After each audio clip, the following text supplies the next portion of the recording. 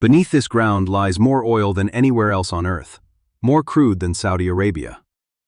And yet between 2014 and 2021, the economy above it shrank by 3/4, the money became worthless, and millions of people simply walked out.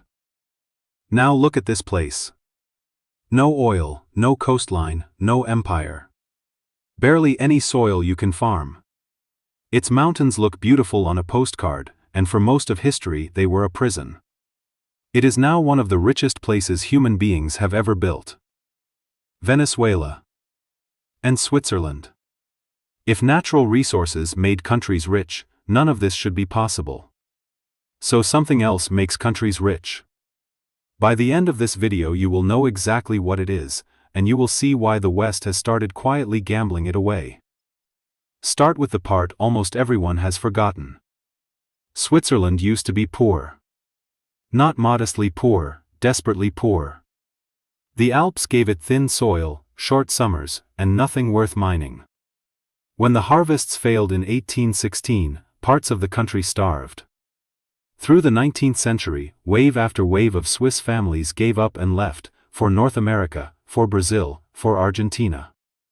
Some villages were so poor they paid for their own people's passage, because helping them leave was cheaper than feeding them. And for 3 centuries before that, Switzerland's most famous export was not chocolate, or watches, or banking. It was men. The Swiss hired out their own sons as soldiers. The Reichsläufer, they were called, the ones who go to war. Feared across every battlefield in Europe, and rented out to foreign kings by the very cantons they came from. The Pope's bodyguard is still Swiss today, a living leftover of that trade, first hired in 1506. When the only thing your country produces is hardship, you end up selling your own blood.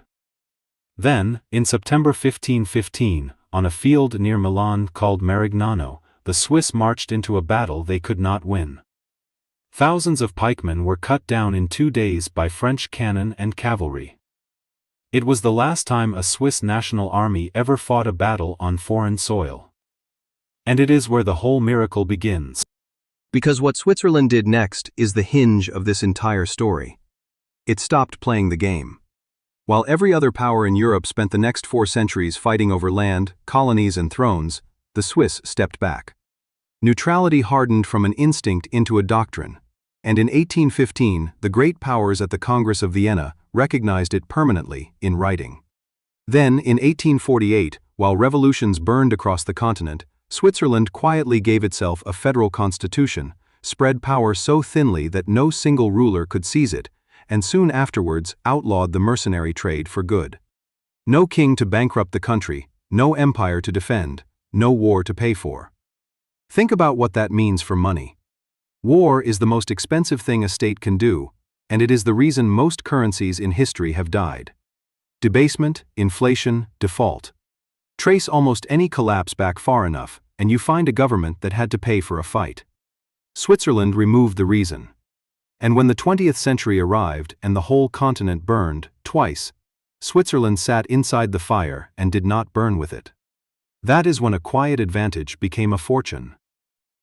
Picture Europe from 1914 onwards, through the eyes of anyone with savings.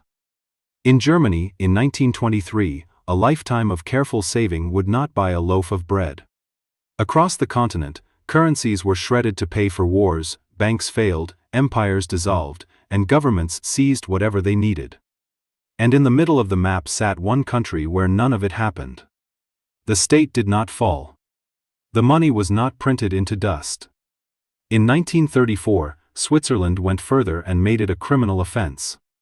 Prison, not a fine, for a banker to reveal so much as who his clients were. Capital did what capital always does in a storm. It ran for shelter. And it paid for the privilege. The Swiss franc became the hardest paper money on earth. It kept a formal link to gold until the year 2000, the last major currency in the world to let go of it.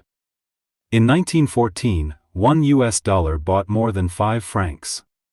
Today it buys less than 1. Almost every currency on the planet has spent a century losing value against the franc. And it was never only the banks. With no raw materials to sell, the Swiss put everything into skills instead. Watchmaking, precision machinery, chemicals, medicine. When you cannot dig wealth out of the ground, you have to grow it inside people. So the country with nothing to sell discovered it was sitting on the most valuable export ever devised. Not a metal, not a fuel. A promise that holds.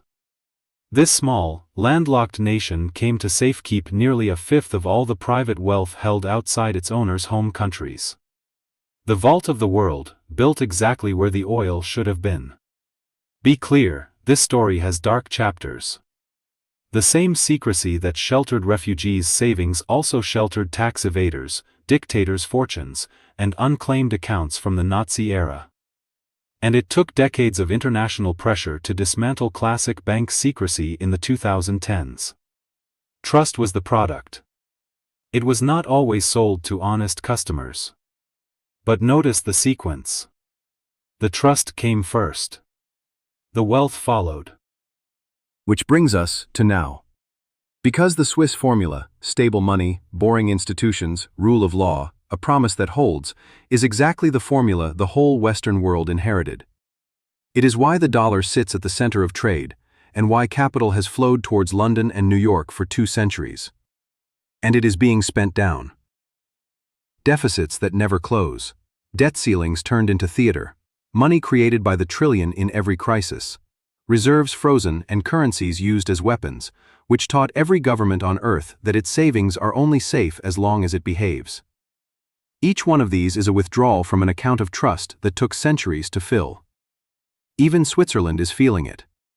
In 2026, for the first time ever, Hong Kong overtook it as the world's largest home for cross-border wealth. Because trust is portable. It moves to wherever it is treated best, and it owes nobody loyalty. Venezuela proves that resources cannot save you. Switzerland proves that you do not need them. The wealth was never in the ground. It was always in the promise. So here is the lesson written across 500 years of Swiss history. A country gets rich when people believe its promises, that the money will hold its value, that contracts will be honored, that nobody's property vanishes when the government changes.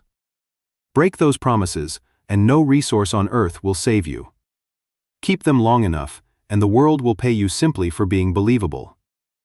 The richest resource a country can have is a promise people believe. And promises, unlike oil, can run out without anyone noticing the level falling. Understand the past, and the present stops looking random. If you want more history that explains the world you actually live in, subscribe.